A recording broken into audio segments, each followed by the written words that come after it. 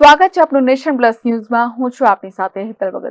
છોટાઉદેપુર ખાતે આરટીઓ અને જિલ્લા ટ્રાફિક પોલીસ દ્વારા હેલ્મેટનું વિતરણ કરવામાં આવ્યું હતું। છોટાઉદેપુર ખાતે આરટીઓ અને જિલ્લા ટ્રાફિક પોલીસ દ્વારા હેલ્મેટનું વિતરણ કરવામાં આવ્યું। છોટાઉદેપુર આરટીઓએ હેલ્મેટ પહેર્યા વિના બાઇક ચલાવતા અકસ્માતમાં મૃત્યુ દર વધતા હોવાની બાઇક ચાલકોને માહિતી આપી હતી। છોટાઉદેપુર ખાતે ખોસ વસેડી 4 રસ્તા પર છોટાઉદેપુર આરટીઓ કચેરીના અધિકારીઓ અને જિલ્લા ટ્રાફિક પોલીસના અધિકારીઓની ઉપસ્થિતિમાં હેલ્મેટ પહેર્યા વિનાના બાઇક ચાલકોને ઉભા રાખીને તેમને માહિતી આપવામાં આવી હતી। હેલ્મેટ વિનાના ચાલકોને મફતમાં હેલ્મેટ આપ્યા હતા।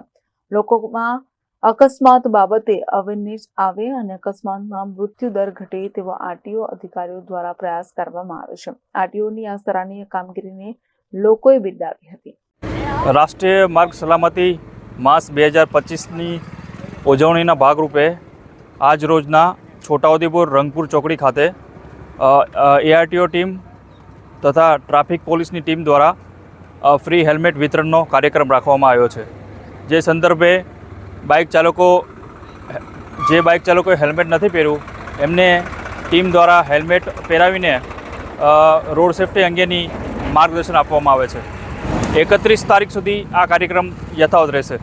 લોકોમાં ટ્રાફિક અવેરનેસ આવે, ટ્રાફિકના નિયમોનું લોકો પાલન કરે અને એક્સિડન્ટમાં ઘટાડો થવાનો મુખ્ય હેતુ છે। Rehan Patel, Nation Plus News, Chhota Udepur.